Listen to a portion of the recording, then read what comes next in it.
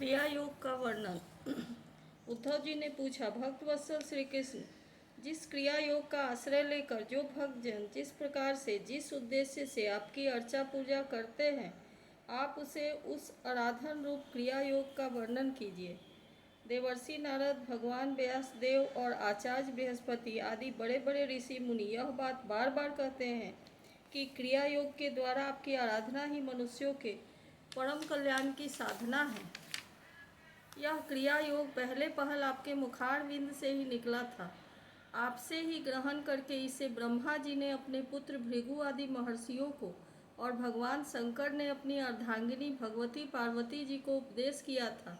मर्यादा रक्षक प्रभु, यह क्रिया योग ब्राह्मण क्षत्रिय आदि वर्णों और ब्रह्मचारी गृहस्थ आदि आश्रमों के लिए भी परम कल्याणकारी हो।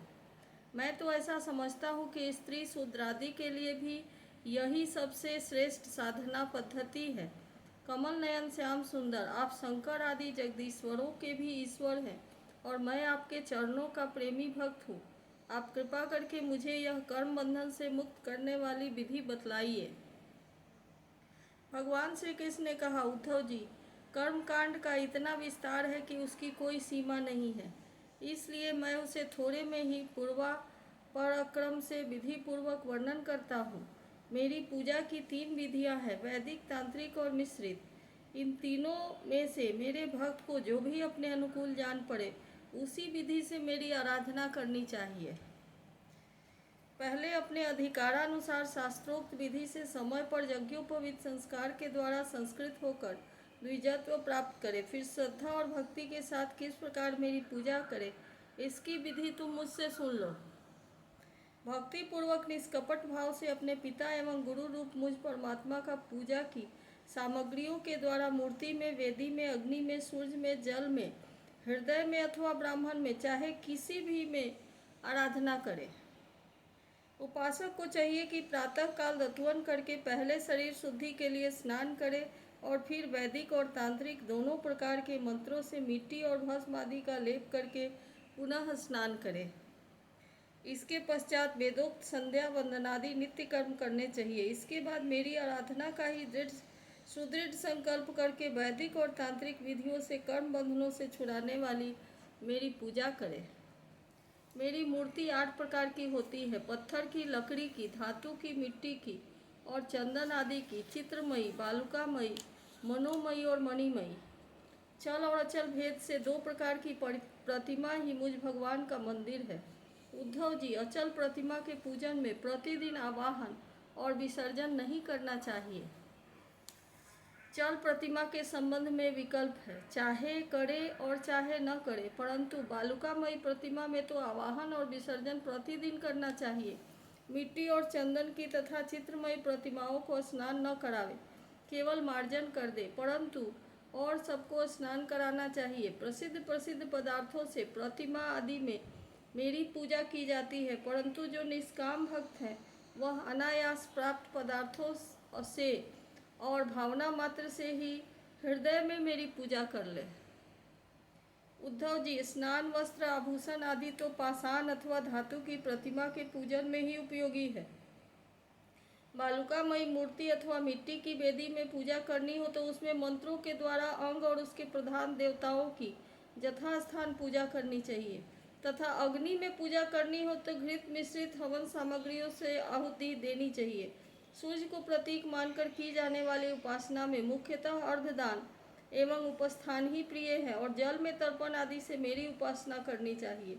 जब मुझे कोई भक्त हार्दिक श्रद्धा से जल भी चढ़ाता है तब मैं उसे बड़े प्रेम से स्वीकार करता हूँ। यदि कोई अभक्त मुझे बहुत सी सामग्री निवेदन करे तो भी मैं उससे संतुष्ट नहीं होता।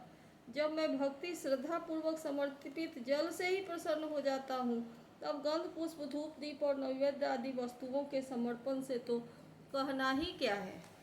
उपासक पहले पूजा की सामग्री इकट्ठी कर ले, फिर इस प्रकार कुश बिछाए कि अगले भाग पूर्व की ओर रहे। तदनंतर पूर्व और उत्तर की ओर मुँह करके पवित्रता से उन कुशों के आसन पर बैठ जाए। यदि प्रतिमा अचल हो तो उसके सामने ही बैठना चाहिए। इसके बाद पूजा कार्य प्रारंभ करे। पहले विधि पूर्वक अंग न्यास और करण न्यास कर ले। इसके बाद मूर्ति में मंत्र न्यास करे और हाथ में प्रतिमा पर से पूर्व समर्पित सामग्री हटाकर उसे पोंछ दे। इसके बाद जल से भरे हुए कलश और प्रोक्षण मात्र आदि की पूजा गंध पुष्प आदि से करे। प्रोक्षण पात्र से जल से पूजा सामग्री और अपने शरीर का प्रोक्षण कर ले। तदनंतर पाद्य अर्ध और आचमन के लिए 3 पात्रों में कलश से जल भरकर रखे और उनमें पूजा पद्धति के अनुसार सामग्री डाले। पाद्य पात्र में श्यामक, सांवेर के दाने, दूब, कमल, विष्णु क्रांता और चंदन, तुलसी दल आदि। अर्ध पात्र में गंध पुष्प, अक्षत, जौ, कुश, तिल, सरसों और दूब तथा आचमन पात्र में जायफल, लौंग आदि डाले। इसके बाद पूजा करने वाले को चाहिए कि तीनों पात्रों को क्रमशः हृदय मंत्र, शिरो मंत्र और शिखा मंत्र से अभिमंत्रित करके अंत में गायत्री मंत्र से तीनों को अभिमंत्रित करे। इसके बाद प्राणायाम के द्वारा प्राण वायु और भावनाओं के द्वारा शरीरस्थ अग्नि के शुद्ध हो जाने पर हृदय कमल में परम सूक्ष्म और श्रेष्ठ दीप शिखा के समान मेरी जीवन कला का ध्यान करे। बड़े बड़े सिद्ध ऋषि मुनि ओंकार के आकार, उकार, मकार, बिंदु और नाद, इन 5 कलाओं के अंत में उसी जीव कला का ध्यान करते हैं। यह जीव कला आत्मस्वरूपिणी है। जब उसके तेज से सारा अंतःकरण और शरीर भर जाए तब मानसिक उपचारों से तन ही मन उसकी पूजा करनी चाहिए। तदनंतर तन्मय होकर मेरा आवाहन करे और प्रतिमा आदि में स्थापना करे। उद्धव जी, मेरे आसन में धर्म आदि गुणों की, विमला आदि शक्तियों की भावना करे, अर्थात आसन के चारों कोनों में धर्म, ज्ञान, वैराग्य और ऐश्वर्य रूप 4 पाए हैं। अधर्म, ज्ञान, अवैराग्य और अनैश्वर्य 4 दिशाओं के डंडे हैं। सत्व, रज, तम रूप 3 पटरियों की बनी हुई पीठ है। उस पर विमला, उत्कर्षणी, ज्ञाना, क्रिया, योगा, प्रभवी, सत्या, ईशाना और अनुग्रह, यह 9 शक्तियाँ विराजमान है। उस आसन पर एक अष्टदल कमल है। उसकी कर्णिका का अत्यंत प्रकाशमान है और पीली पीली केसरों की छटा निराली ही है। आसन के संबंध में ऐसी भावना करके पाद्य, आचमनीय और अर्घ्य आदि उपचार प्रस्तुत करे। तदनंतर भोग और मोक्ष की सिद्धि के लिए वैदिक और तांत्रिक विधि से मेरी पूजा करे।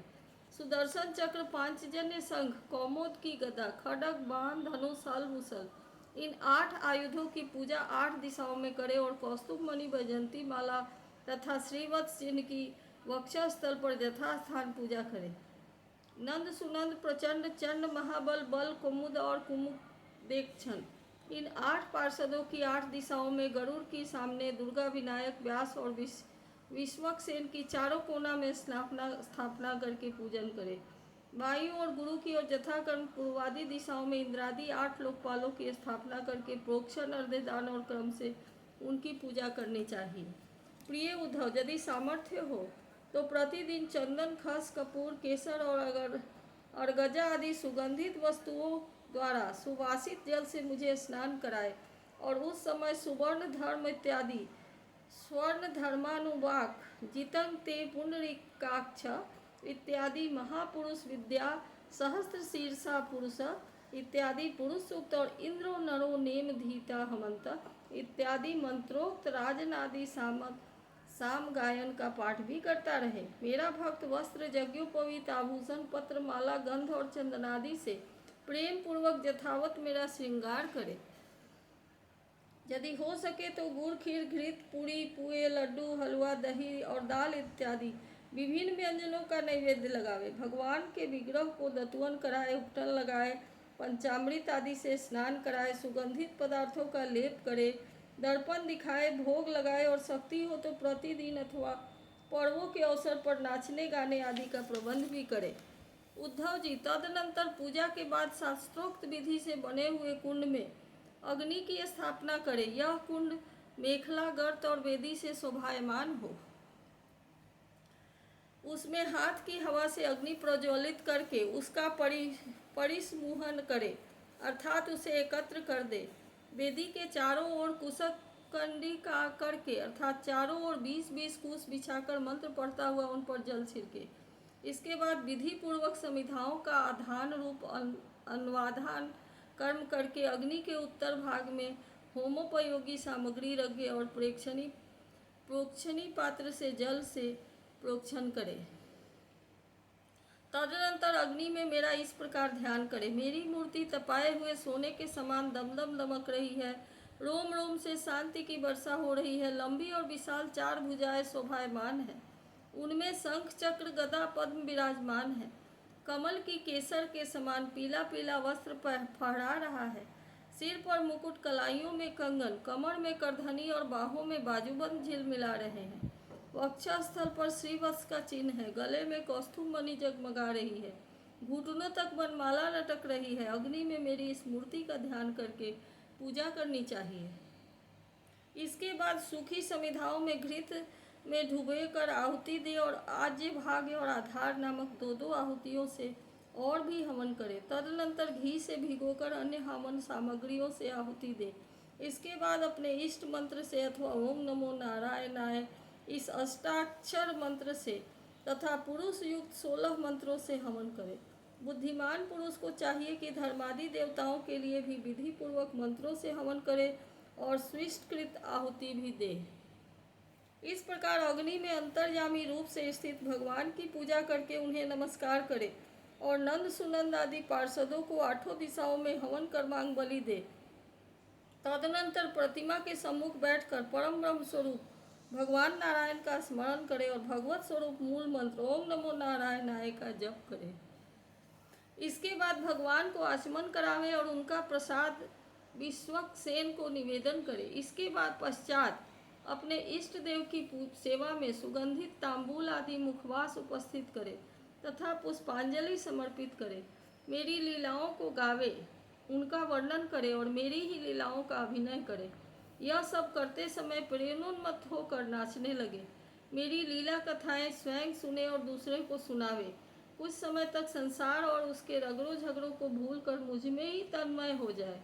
प्राचीन ऋषियों के द्वारा अथवा प्राकृत भक्त के द्वारा बनाए हुए छोटे बड़े स्रोतों को मेरी स्तुति करके प्रार्थना करे, भगवान आप मुझ पर प्रसन्न हो, मुझे अपने कृपा प्रसाद से सरोबार कर दे। तदनंतर दंडवत प्रणाम करे, अपना सिर मेरे चरणों पर रख दे और दोनों हाथों से दाएं से दाहिना और बाएं से बायां चरण पकड़कर कहे, भगवान इस संसार सागर में मैं डूब रहा हूँ। मृत्यु रूप में अगर मेरा पीछा कर रहा है, मैं डर कर आपकी शरण में आया हूँ। प्रभु आप मेरी रक्षा कीजिए। इस प्रकार स्तुति करके मुझे समर्पित की हुई माला आदर के साथ अपने सिर पर रखे और उसे मेरा दिया हुआ प्रसाद समझे। यदि विसर्जन करना हो तो ऐसी भावना करनी चाहिए कि प्रतिमा में से एक दिव्य ज्योति निकली है और वह मेरी हृदयस्थ ज्योति में लीन हो गई है। बस यही विसर्जन है। उद्धव जी, प्रतिमा आदि में जब जहाँ श्रद्धा हो तब तहाँ मेरी पूजा करनी चाहिए, क्योंकि मैं सर्वात्मा हूँ और समस्त प्राणियों में तथा अपने हृदय में भी स्थित हूँ। उद्धव जी, जो मनुष्य इस प्रकार वैदिक तांत्रिक क्रिया योग के द्वारा मेरी पूजा करता है, वह इस लोक और परलोक में मुझसे अभीष्ट सिद्धि प्राप्त करता है। यदि शक्ति हो तो उपासक सुंदर और सुदृढ़ मंदिर बनवाए और उसमें मेरी प्रतिमा स्थापित करे। सुंदर सुंदर फूलों के बगीचे लगवा दे। नित्य की पूजा, पर्व की यात्रा और बड़े बड़े उत्सवों की व्यवस्था करे। जो मनुष्य पर्वों के उत्सव और प्रतिदिन की पूजा लगातार चलने के लिए खेत, बाजार, नगर और गांव मेरे नाम पर समर्पित कर देते हैं, उन्हें मेरे समान स्वर्ग की प्राप्ति होती है। मेरी मूर्ति की प्रतिष्ठा करने से पृथ्वी का एक छत्र राज्य, मंदिर निर्माण से त्रिलोकी का राज्य, पूजा आदि की व्यवस्था करने से ब्रह्मलोक और तीनों के द्वारा मेरी समानता प्राप्त होती है। जो निष्काम भाव से मेरी पूजा करता है उसे मेरा भक्ति योग प्राप्त होता है और उस निरपेक्ष भक्ति योग के द्वारा वह स्वयं मुझे प्राप्त कर लेता है। जो अपनी दी हुई या दूसरों की दी हुई देवता और ब्राह्मण की जीविका हरण कर लेता है, वह करोड़ों वर्षों तक विष्ठा का कीड़ा होता है। जो लोग ऐसे कामों में सहायता, प्रेरणा अथवा अनुमोदन करते हैं, वे मरने के बाद भी प्राप्त करने वाले समान के ही फल के भागीदार होते हैं। यदि उनका हाथ अधिक रहा तो फल भी उन्हें अधिक ही मिलता है। इति श्रीमद्भागवत महापुराणे पारमहंस्यां संहितायां एकादश स्कंधे सप्तविंशोऽध्यायः।